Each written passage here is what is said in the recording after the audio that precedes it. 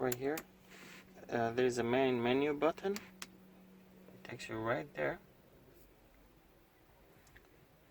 Then with this you can scroll left and right, up and down.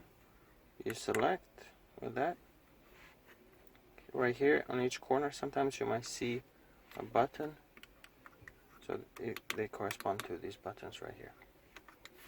And there's the back. Press menu,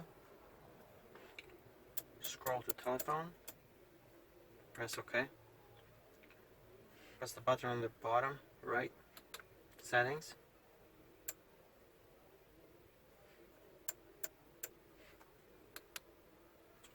Scroll down to Bluetooth, press OK. Scroll down to find a Bluetooth device, and you'll press OK to continue. And you want to make sure that the Bluetooth on your iPhone or Android is turned on, and it's in discovery mode. Once you do that, you can press continue. Here you'll find your Bluetooth, your phone, and pair with it.